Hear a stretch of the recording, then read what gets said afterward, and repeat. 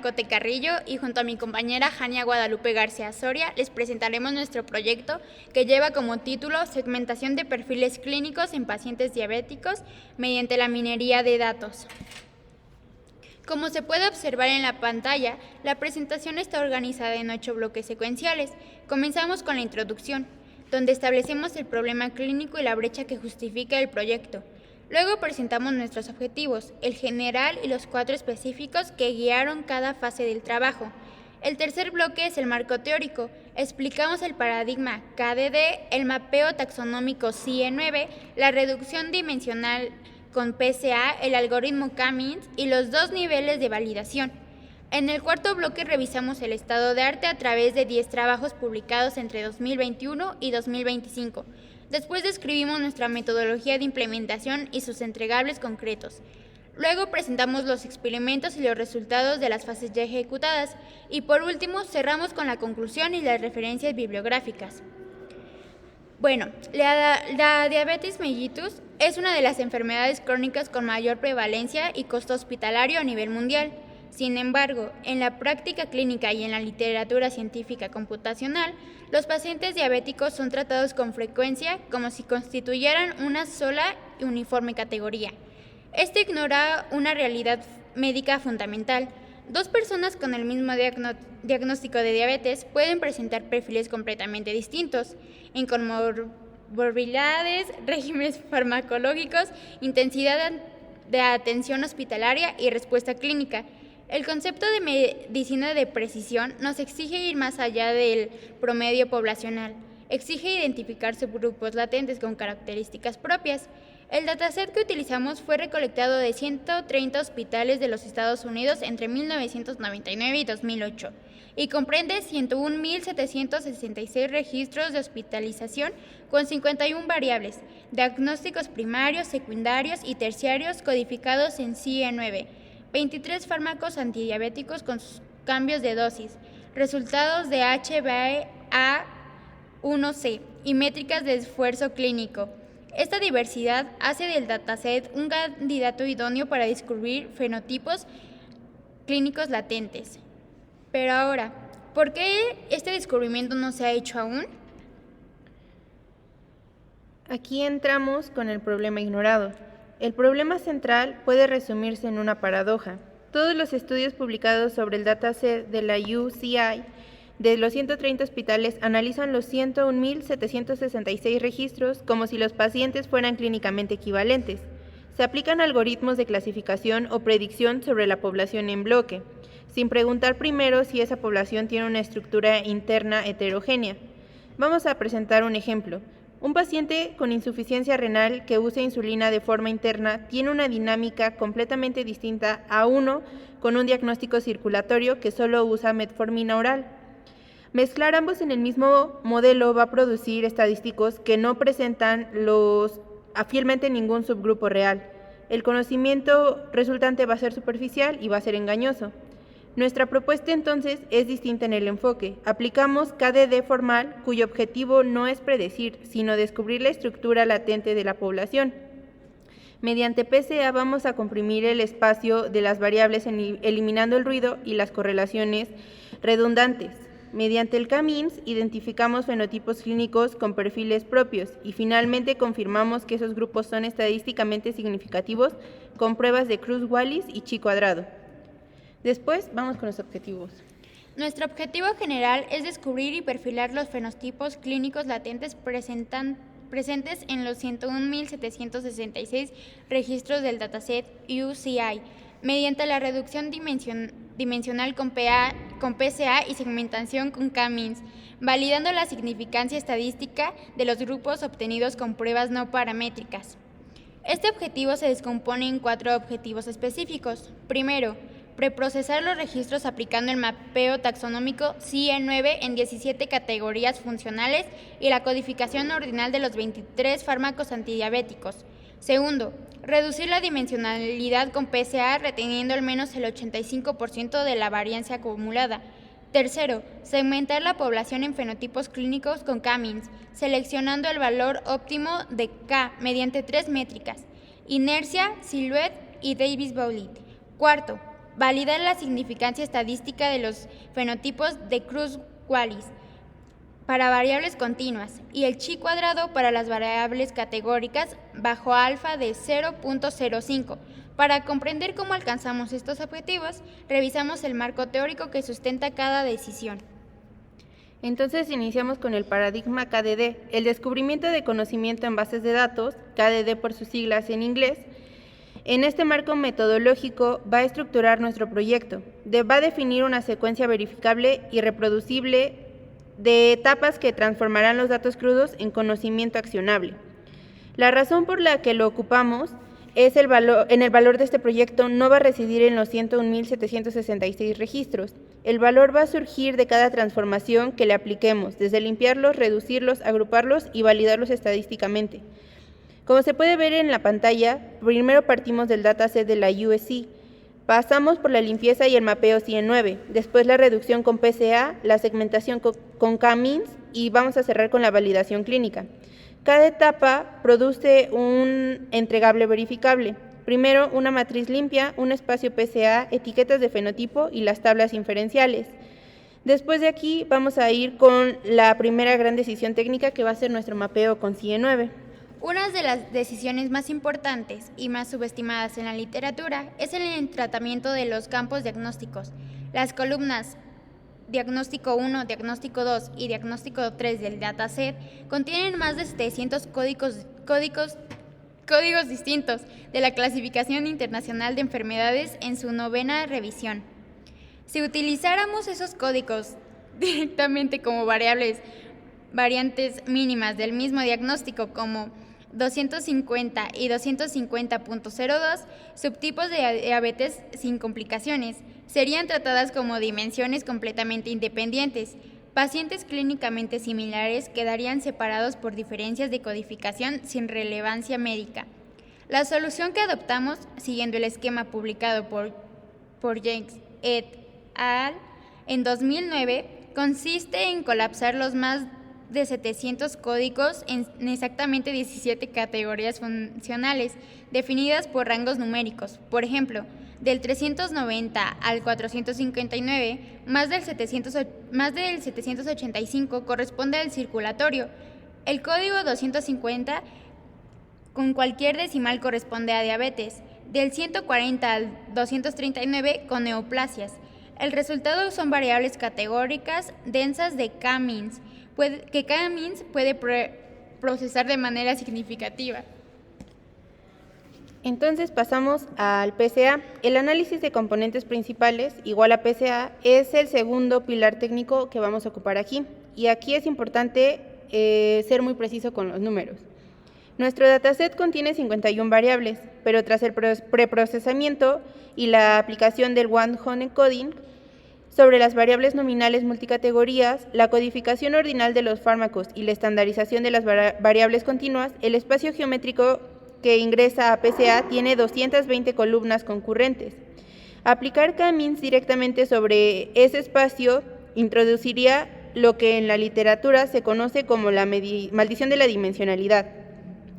En espacios de alta dimensión, las distancias euclidianas entre todos los puntos tienden a ser similares entre sí, haciendo que el algoritmo no pueda distinguir la geometría del agrupamiento de forma significativa. PCA resolverá esto, proyectando el espacio hacia las direcciones de mayor varianza, aquellas que concentran la mayor información clínica. El criterio que estamos ocupando es retener los primeros P componentes que acumulen al menos el 85% de la varianza total, obteniendo una representación compacta que va a maximizar la separación geométrica entre los fenotipos que estamos buscando. Esta reducción no solo va a mejorar la calidad de nuestro agrupamiento, también va a reducir el costo computacional. K-means es el algoritmo de agrupamiento no supervisado que usamos para descubrir fenotipos clínicos latentes en el espacio PCA. Su funcionamiento es iterativo y por eso elegante. Inicializa con K centroides en el espacio reducido. Asigna cada uno de los 101.766 registros al centroide más cercano en términos de distancia euclidiana. Y luego recalcula cada centroide como el promedio de todos los puntos que le fueron asignados. Este proceso se repite hasta que los centroides ya no se mueven de manera apreciable, es decir, hasta que el algoritmo converge. La función que K-means minimiza se denomina inercia y representa la suma de cuadrados y de las distancias de cada punto a su centroide asignado. Minimizar la inercia equivale a maximizar la homogeneidad interna de cada fenotipo. Los pacientes dentro del mismo grupo deben parecerse entre sí lo más posible. Sin embargo, minimizar la inercia por sí sola no es suficiente para seleccionar el número correcto de fenotipos. Para eso necesitamos métricas de evaluación adicionales. Y dicho esto, entonces vamos a la primera etapa de validación que denominamos etapa A. Esta responde a la pregunta fundamental: ¿cuántos fenotipos existen en la población? Bueno, para esto vamos a ejecutar K-means con valores de K entre 2 y 8 y vamos a evaluar cada solución con 3 métricas complementarias. La primera es el método de Kodo, en donde vamos a graficar la inercia de la función de K y vamos a buscar el punto donde las reducciones se vuelven marginales. Este punto va a sugerir el número de óptimo de clusters, ya que agregar más grupos produce rendimientos discretamente con cohesión interna. Después vamos a ocupar el índice de Silhouette, que es el que mide qué tan bien separados están cada punto de su propio clúster respecto al clúster más vecino. Respecto al clúster del vecino más cercano. Sus valores van de -1 a +1. Valores cercanos a +1 indican los clústeres compactos y bien separados. Lo que vamos a buscar es maximizar el Silhouette promedio. La tercera es el índice de Davis-Boulding. Va a penalizar los clústeres que son más compactos internamente o que están muy cerca de otros. Un Davis-Boulding más bajo indica mejor separación. El criterio final es el valor de K, que simultáneamente va a maximizar Silhouette, minimiza Davis-Boulding y coincide con el codo de inercia. La etapa B, la validación clínica, responde a una pregunta distinta y más profunda. ¿Los fenotipos descubiertos por K-means poseen perfiles médicos estadísticamente distintos entre sí? Este paso es imprescindible porque es un algoritmo de clustering. Siempre producirá grupos, incluso si los datos no tienen estructura real. Sin validación inferencial, los fenotipos podrían ser artefactos matemáticos sin significado clínico. Aplicamos dos pruebas no paramétricas con nivel de significancia alfa igual a 0.05. Para las variables continuas usamos la prueba de Kruskal-Wallis, que determina si las distribuciones de esas variables difieren significativamente entre los fenotipos sin asumir normalidad. Para las variables categóricas, aplicamos la prueba de Chi-cuadrado, que evalúa si la prevalencia de ciertas condiciones depende de la pertenencia al fenotipo. Si los p-valores son menores a 0.05, ajustados por corrección de Bonferroni para múltiples comparaciones, confirmamos que los fenotipos representan subpoblaciones médicas genuinas y accionables. Con el marco teórico establecido, revisamos qué han hecho otros investigadores. Aquí inicia el estado del arte y bueno, para situar el proyecto en la literatura, lo que hicimos fue buscar sistemáticamente 10 trabajos parecidos al nuestro entre el periodo de 2021 y 2025, que comprenden el mismo dataset de referencia del de los 130 hospitales con 101.766 registros. La revisión se prevaleció en 3 ejes analíticos claramente diferenciados. En el eje 1 vamos a agrupar 6 trabajos orientados a la predicción supervisada del reingreso hospitalario. En el eje 2 vamos a reunir 2 trabajos de agrupamiento no supervisado para fenotipos clínicos. Y en el eje 3 se contienen 2 trabajos con enfoques híbridos. Zhang et al. En 2021 aplicaron Random Forest, Naive Bayes y Tree sobre 244 registros, incorporando un mapeo ICD-9 de 16 categorías. Su mejor resultado fue en AUC en 0.686 con Random Forest. Sin embargo, su análisis no indaga en la estructura latente de la población. Los modelos trabajan sobre la mezcla completa de pacientes.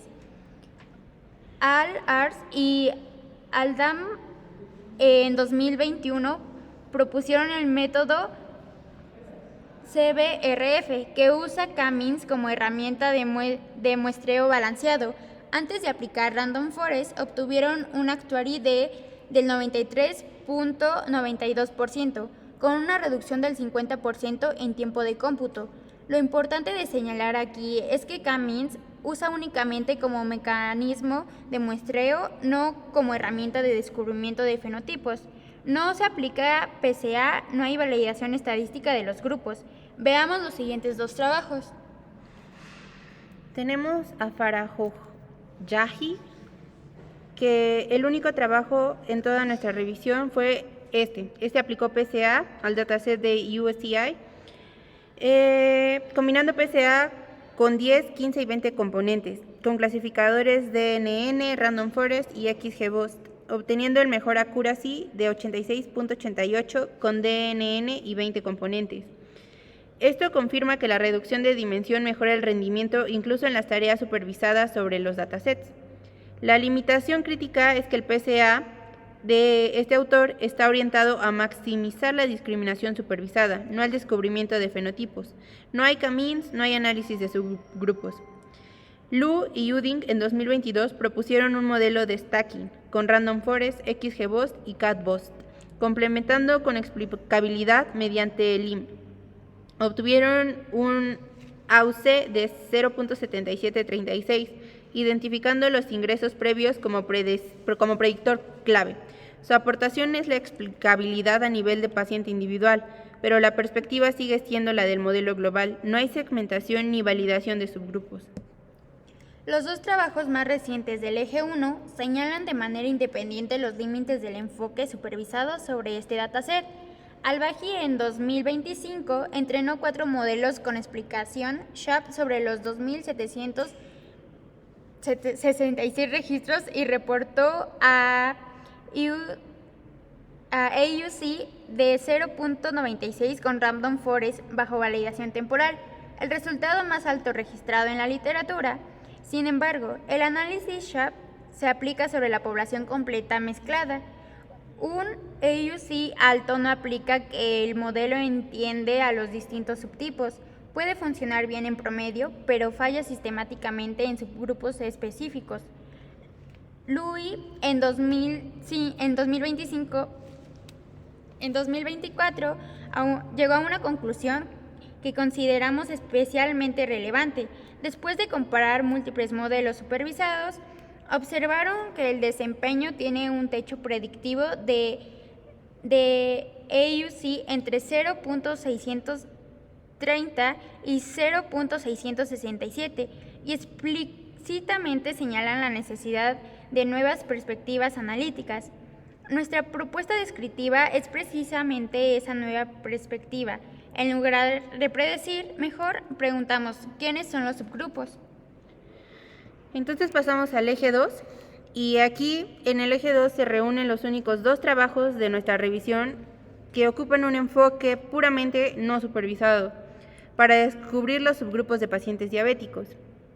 El primer autor, Nedyalkova, en 2021 aplicó K-means combinatorios sobre los pacientes europeos con diabetes tipo 2, identificando 3 estados clínicos diferenciados.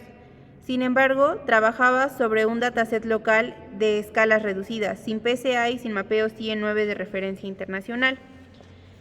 Wang, en 2023, es el trabajo que más se aproxima a nuestra metodología de validación y aplicación. Aplicaron K-means sobre 558 pacientes con diabetes tipo 2 y luego validaron la significancia estadística de los subgrupos con Kruskal-Wallis y el chi-cuadrado. Descubrieron subgrupos metabólicos que permanecían ocultos en el análisis global. Su limitación es que trabajan exclusivamente con variables metabólicas y sobre una población pequeña. La aportación clave de ambos trabajos es confirmar que K-means genera subtipos clínicamente significativos en pacientes diabéticos que permanecen ocultos en los análisis de poblaciones globales. En el eje 3, agrupa los trabajos que combinan clustering y clasificación en un enfoque híbrido.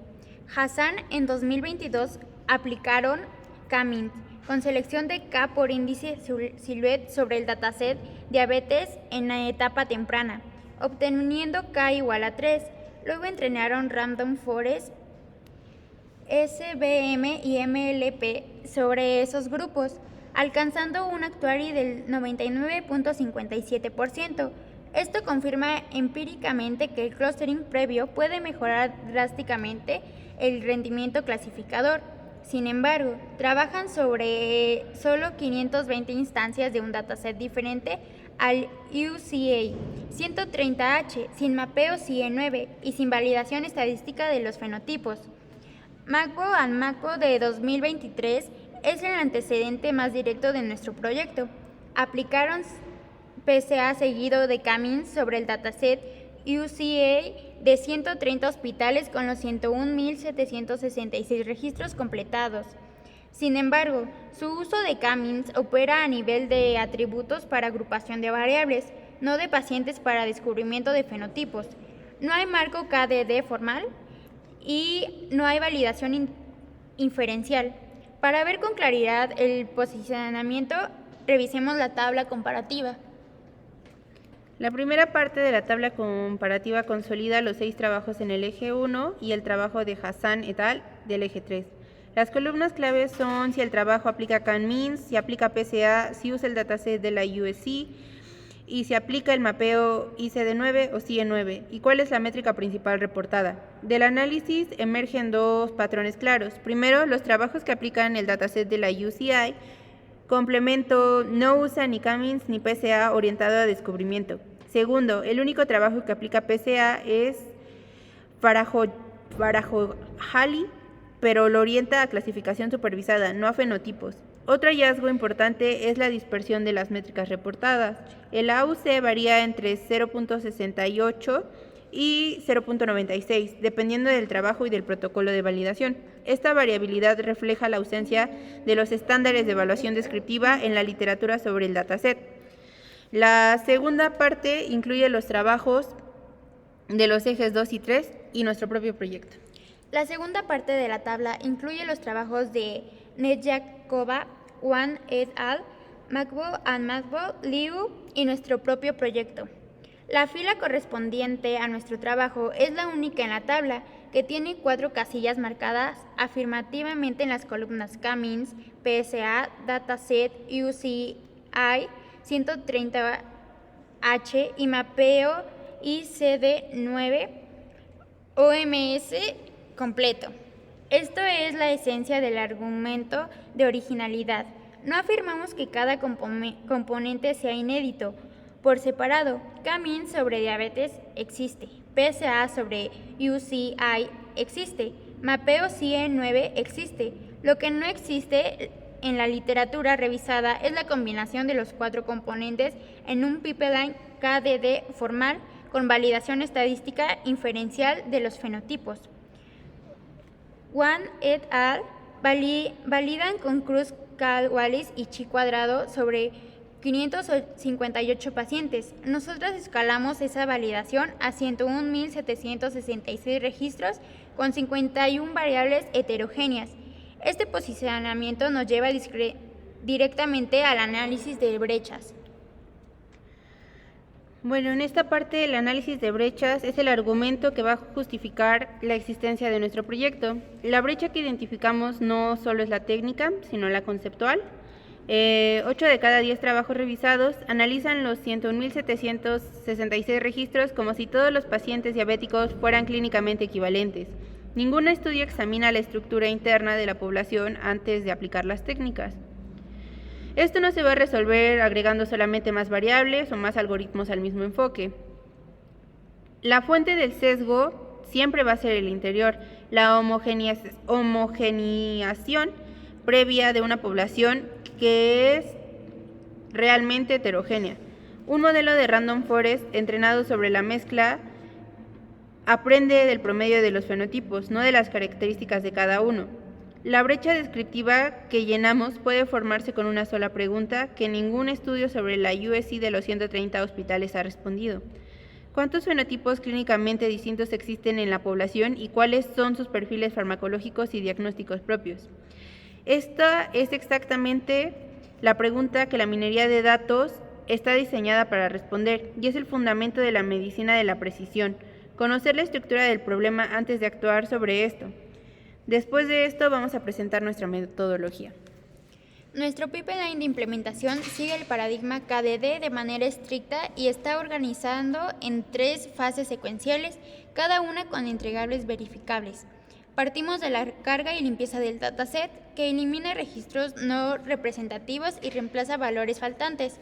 A continuación, aplica el mapeo CIE9, transformando los 700 códigos en 17 categorías funcionales, seguido de la codificación ordinal de los fármacos con la matriz limpia. La reducción dimensional con PSA comprime el espacio retenido al menos el 85% de la varianza. La segmentación con K-means opera sobre ese espacio para descubrir los fenotipos. Y finalmente, la validación clínica certifica que los grupos son estadísticamente significativos. Los entregables concretos son la fase 1, produce Matrix Clean Packet. La fase 2 produce el espacio PSA compacto con su script pilot. Y la fase 3 produce labels K-mean CSV más las tablas del Kruskal-Wallis y chi cuadrado por fenotipo. Veamos el detalle de la fase 1. Esta es la fase más extensa de nuestro proyecto, en número de pasos. Y bueno, aquí empezamos con que el proceso comienza con la exclusión de los registros no representativos, es decir, que eliminamos los registros correspondientes a las altas por defunción, porque claramente ya no son un registro que podamos segmentar o utilizar, con los códigos de disposición 11, 13, 14, 19, 20 y 21, porque estos corresponden a las altas por defunción y no tienen continuidad hospitalaria posible. Y eso simplemente segmentaría todo el análisis que estamos haciendo. También excluimos los registros con diagnóstico primario oncológico, los prefijos CIE9 del 140 al 208. Después de ello, los valores con signo de interrogación se reemplazaron por NaN y la variable weight se descarta porque tiene más del 97% de valores faltantes. La imputación de los nulos restantes se realiza con la moda por columna, lo que nos ayuda a preservar la distribución de cada variable. El mapeo CIE9 transforma los 700 registros más los códigos en 17 categorías. Los fármacos se codifican ordinalmente con No, que es igual a 0, Steady, que es igual a 1, Up igual a 2 y Down igual a 3. Los fármacos con más del 98% de registros en No se descartan. Finalmente, se aplica el Label Encoder para variables nominales y Standard Scaler para variables numéricas continuas. Después vamos con nuestra fase 2. La fase 2 es el puente entre el preprocesamiento y el agrupamiento. Tomamos la matriz limpia producida en la fase 1, que tiene 220 columnas concurrentes producto del One Hot Encoding y las codificaciones geométricas, y le aplicamos PSA con los siguientes pasos. Primero, ajustamos el modelo PSA sobre los 96.806 registros estandarizados. Calculamos la varianza acumulada por componente y retenemos los primeros P componentes que alcancen el umbral del 85% de varianza total. Generamos el script pilot con artefacto visual. El objeto PSA se serializa con Hoblit para reproducibilidad. Lo que esta reducción logra es cuádruple. Elimina el ruido estadístico de las variables correlacionadas redundantes, convierte las distancias euclidianas en medias con significativo geométrico real, maximiza la separación entre los fenotipos que buscará K-means y reduce el costo computacional de procesar 100.000 registros en 220 dimensiones. El entregable de esta fase es la matriz proyectada en el espacio PSA junto con el script plot de varianza acumulada. Bueno, esta es la fase 3 de la metodología. En los próximos experimentos que se van a explicar, todavía no llegamos hasta esa parte, pero al explicarla, aquí tenemos que se va a integrar el agrupamiento y la validación en una secuencia lógica. Vamos a comenzar con un barrido de K-means para que K entre 2 y 8 usando 20 inicializaciones aleatorias y hasta 500 iteraciones con ejecución. Para cada valor de K vamos a registrar la inercia, el siluet promedio y el índice de Davis-Boulding. El K óptimo se determina por consenso de las tres métricas. Una vez seleccionado, reejecutamos K-Mins con 50 inicializaciones para garantizar la máxima estabilidad. La etiqueta del fenotipo resultante se exporta como un label K-Mins.csv y después la validación clínica aplica Cruz-Wallis sobre variables continuas y chi cuadrado sobre variables categóricas, comparando los fenotipos entre sí. La corrección de Bonferroni va a ajustar el nivel de significancia para múltiples comparaciones, y si los p-valores son menores a 0.5, vamos a confirmar que los fenotipos son subpoblaciones médicas genuinas. Aquí los entregables ya van a ser el pipeline completo y van a quedar resumidos de la siguiente forma en los entregables. Esta diapositiva resume de manera ejecutiva los artefactos producidos por el pipeline. Cada entregable tiene una fase de cierre específica y es verificable de manera independiente, lo que es uno de los principios centrales del paradigma KDD. La fase 1 produce la Clean Matrix Packet junto con un reporte de preprocesamiento. La fase 2 produce el script plot de varianza PCA y la matriz de registros proyectada. La fase 3 produce el CSV Labels K-Mins con la etiqueta del fenotipo con registro, las gráficas de Silhouette y Davis-Boulding y las tablas de pruebas inferenciales organizadas por fenotipo y por variable. Al cierre del proyecto se entrega el documento del LaTeX y compilado y el código Python documentado en los notebooks Jupyter. Esta trazabilidad garantiza que cada transformación puede ser auditada y reproducida. Con todo el diseño descrito, pasamos ahora a presentar lo que ocurrió cuando ejecutamos ese diseño sobre los datos reales.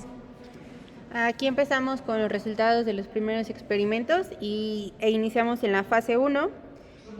Aquí lo que hicimos fue empezar con las decisiones clínicas y la estadística deliberada. Como se puede ver, el punto de partida fue el dataset, con todos los variables que ya fueron convertidos a NA explícitos en el momento de la carga tras la limpieza. El primer filtro fue la exclusión de las altas por defunción, como ya se ha venido comentando, los códigos de la disposición de alta, que fue el 11, el 13, el 14, el 19, el 20 y el 21, que correspondieron al fallecimiento en las distintas circunstancias. Eliminamos 2.423 registros. La razón clínica pues fue contundente: estos pacientes no tienen continuidad hospitalaria posible e incluirlos contaminarían nuestro perfil tanto de intensidad de atención y también distorsionaría nuestras métricas de hospitalización de pacientes supervivientes. Nuestro segundo filtro fue la exclusión por diagnóstico primario oncológico, aplicado exclusivamente a la columna del diagnóstico 1. Eliminamos 2.553 registros adicionales y este filtro opera solo sobre el diagnóstico primario. El cáncer aparece en diagnóstico 2 o diagnóstico 3 y se conserva solo como comorbilidad. El resultado final fueron 96.806 registros que constituyeron la población analítica del proyecto para los demás experimentos. Como se puede observar en la tabla de la pantalla, el mapeo CIE9 produjo resultados muy informativos. Los 3 campos diagnósticos del dataset contenían en conjunto más de 700 códigos CIE9 distintos. Después del mapeo, cada campo produjo exactamente 17 categorías únicas, verificadas mediante el código. El campo diagnóstico 1 muestra que el diagnóstico primario más frecuente es circulatorio, con 29.605 registros. El diagnóstico 2 domina igualmente circulatorio con 30.350 registros, pero aparece diabetes con 12.454, indicando que para muchos pacientes la diabetes es diagnóstico secundario, no primario. En diagnóstico 3 encontramos circulatorio con 28.758 y diabetes con 17.924. Hay una decisión técnica que merece mencionarse. El código 250, diabetes, debía evaluarse antes que el rango numérico de endocrino y metabólico. que abarca del 240 al 279, incluyendo el 250. Si se evaluara el rango primero, los pacientes diabéticos caerían en la categoría equivocada, perdiendo la señal clínica más relevante de todo el dataset. El orden de las comprobaciones en la función de mapeo es, por tanto, una decisión clínica, no solo de implementación. Con el diagnóstico resuelto, avancemos a la arquitectura final de la matriz. Aquí los resultados de esa matriz. Fue una matriz analítica de 96.806 filas y 220 columnas. Fueron paramétricamente clínicas y ninguna variable fue espuria. No hubo valores nulos y con la escala de cada tipo de variable ya fue correctamente preservada. La composición exacta es la siguiente: 9 variables continuas, estandarizadas con media 0 y desviación estándar 1, tiempo de hospitalización, número de procedimientos, entre otras. Hubo 3 variables binarias: género, cambio de medicación y presencia de medicación diabética. También hubo 7 fármacos ordinales en la escala de 0 a 3, que fue la metformina, la glimprida, la glipsida, la gibulrida y la pioglitazona, roxiglitazona e insulina, y 201 dummies de one hot encoding. 9 más 7 más 201 suman exactamente las 220 columnas que acabamos de decir. Aquí lo que hicimos también fue implementar un sistema de blindaje, si se puede decir así. Se definió el conjunto de calls excluir, que incluye los identificadores de trazabilidad del encoder, que sería el ID, y el paciente NBR. Aquí la variable objetivo fue readmitted y las columnas fantasma que Pandas no pudo generar automáticamente. Después de aquí se verificó que no quedó ninguna columna sin clasificar, y esta cifra de 220 columnas se difiere de las 51 variables originarias precisamente porque el one-hot encoding expandió las variables nominales. PCA se encargará de comprimir esta representación expandida sin perder la estructura de la información. Bueno, eso se puede ver en el código. Y después de aquí vamos a ver qué pasó con el PCA explicado en las diapositivas. En esta diapositiva muestra el script plot, la primera gran imagen de la fase 2. El gráfico consta de 2 paneles, el izquierdo que muestra la varianza explicada individual por cada componente principal, el derecho que muestra la varianza acumulada con una línea horizontal que marca el umbral del 85% y un punto dorado que señala el componente 34 como el punto de cruce. Los resultados numéricos son los siguientes. El primer componente principal captura el 12.12% de la varianza total, el segundo el 8.06% y el tercero el 7.52%. A partir del cuarto, la varianza individual disminuye de forma continua y progresiva. Los primeros 15 componentes acumulan el 69% de la varianza y se necesitan 34 componentes para superar el umbral del 85%, así alcanzando exactamente el 85.48%. Este resultado es en sí mismo una confirmación de que la matriz es correcta. Si hubiera existido una variable espuria, como un identificador numérico cuyos valores van en el orden de decenas de millones, ese único campo habría dominado completamente la primera componente. El hecho de que el PC1 captura apenas el 12.12% es la evidencia matemática de que ninguna variable individual domina la estructura de varianza. La información está distribuida ampliamente, lo que es exactamente el comportamiento esperado de un dataset clínico heterogéneo. El factor de comprensión es de 6.5 veces. Pasamos de 220 a 34 dimensiones. Con este espacio PCA bien definido, ejecutamos K-means. En este sentido, entonces, tenemos los resultados de la validación algorítmica de K-means.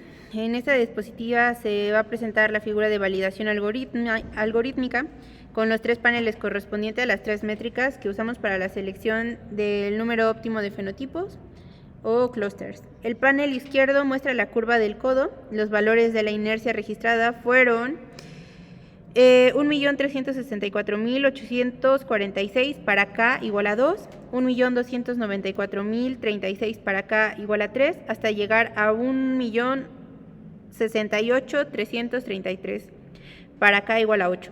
La curva desciende de manera suave y continua. Sin un punto marcado, esto ya es una primera señal sobre la naturaleza de la estructura de los datos original. En medio se muestra el índice de Silhouette, el máximo de Silhouette que se alcanza en K igual a 2 con un valor de 0.1038.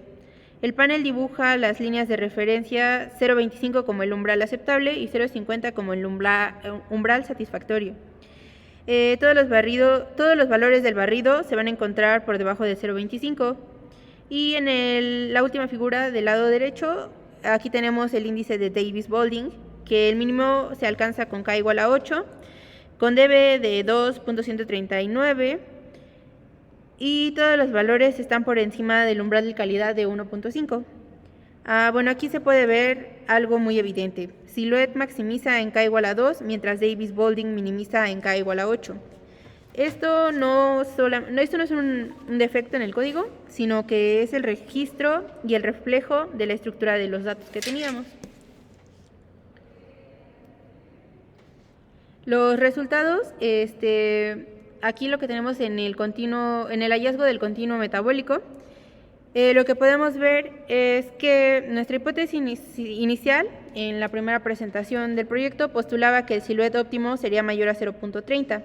El resultado obtenido fue un Silhouette de 0.1038 para K igual a 2 con un Davis-Boulding de 3.01. Bueno, frente a los números, la primera pregunta es que si existiría un error en el código, en los parámetros o en la preparación de los datos. Aquí lo que queremos decir es que no. Bueno, nosotros fundamentamos bajo la hipótesis que propusimos que la evidencia demuestra que es múltiple. Primero, ¿qué quiere decir? El K-means final se ejecutó con 50 inicializaciones aleatorias y 500 iteraciones máximas. La diferencia que se puede ver entre el Silhouette de barrido y exploratorio y el K-means final fue de apenas 0.001. 4 órdenes de magnitud por debajo de cualquier umbral de relevancia práctica. Esto quiere decir que el algoritmo convergió en solo 11 iteraciones. Después, para fundamentar, y esto es lo que más prevalencia tiene, ningún valor de K de 2 a 8 alcanza un Silhouette de 0.11. El solapamiento no solo es una propiedad del número de clústeres elegido. Esto lo que hace es una propiedad del espacio del PCA del dataset. Si hubiera un agrupamiento bien definido en los datos, algún valor de K lo revelaría. Estos resultados son coherentes con lo que la literatura médica predice para poblaciones de diabetes tipo 2 en el conteo hospitalario. Aquí nos basamos en el trabajo de Wang, que aplicaron K-means con la validación inferencial sobre pacientes diabéticos. Ellos reportaron valores de Silhouette en rangos análogos. La diabetes mellitus tipo 2 no presenta fronteras biológicamente nítidas entre los subtipos en una enfermedad de un espectro continuo como se puede relacionar a la diabetes. Bueno, aquí lo que queremos decir es que tras ser un trabajo de 130 instituciones con duración de 10 años, un Silhouette bajo en el contexto no sería un fracaso analítico, sino sería una confirmación geométrica del continuo metabólico. Aquí lo que queremos decir es que el Silhouette no mide en sí si los dos grupos tienen distribuciones estadísticas distintas entre variables originales. Dos distribuciones pueden solaparse en un espacio reducido y aún así va a diferir de manera significativa la variable por variable. Esto es exactamente para responder la pregunta sobre nuestra hipótesis propuesta. Bueno, aquí seleccionamos K igual a 2 como el número óptimo de fenotipos por ser el valor que maximiza Silhouette dentro del barrido. En esta diapositiva presentamos la figura de los fenotipos clínicos descubiertos, que está compuesta por dos paneles. El panel izquierdo gráfica PC1, que explica el 12.12% de la varianza, contra el PC2, que explica el 8.06%. Los dos fenotipos aparecen coloreados, el fenotipo 0 en rojo oscuro y el fenotipo 1 en azul marino. Las estrellas blancas indican la posición de los centroides. Lo primero que el gráfico evidencia es el solapamiento extenso entre los dos grupos, especialmente en la región central. Esto consiste con el siluet bajo y con la interpretación del continuo metabólico que acabamos de descubrir. Sin embargo, es imposible observar zonas de predominio hacia los valores altos de PC1, ya que se concentran los puntos del fenotipo 0, mientras que hacia los valores más negativos que predomina el fenotipo 1 es la separación parcial a lo largo del primer componente, es la que K-means captura en su partición. El panel derecho cuantifica la distribución. El fenotipo 0 agrupa el 38.685 registros, equivalente al 40% de la población analítica. El fenotipo 1 agrupa el 58.121 registros, equivalentes al 60%. La distribución asimétrica sugiere que los dos fenotipos difieren en prevalencia dentro de la población. Esta asimetría es en sí misma un dato clínico relevante. Estos son los dos fenotipos de la fase 2 que caracterizan la profundidad con Kruskal-Wallis y chi cuadrado.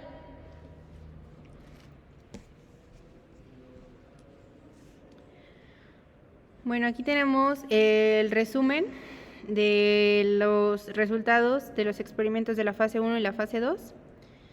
Aquí tenemos que en la fase 1 ingresaron 101.766 registros y egresaron 96.806 después de los filtros de las 51 variables originales, donde fueron procesadas hasta producir las 220 columnas de la matriz. El mapeo 109 produjo exactamente las 17 categorías por campo diagnóstico. Se retuvieron 7 de los 23 fármacos originales y el conteo de nulos en la matriz final fue 0. De la fase 2, el PCA seleccionó los 34 componentes para capturar el 85.48% de la varianza total, con un solo factor de comprensión de 6.5 veces el barrido de K-means. Aquí se identificaron un K igual a 2 con el valor que maximiza el siluet con el valor de 0.1038. El Davis Boulding para K igual a 2 fue de 3.001 y el K-means final con 50 inicializaciones convergió en 11 iteraciones. El fenotipo 0 agrupó 38.685 registros, que es igual al 40%, y el fenotipo 1 agrupó 58.121 registros, que equivalía al 60% de la población. Todo esto es reproducible, auditable y constituyó la entrada de la fase 3. Con estos resultados documentados, vamos a irnos a las conclusiones del proyecto hasta este momento. Hay que ser conscientes de que aún falta la fase 3 para poder llegar a la segmentación que se propuso como título de proyecto.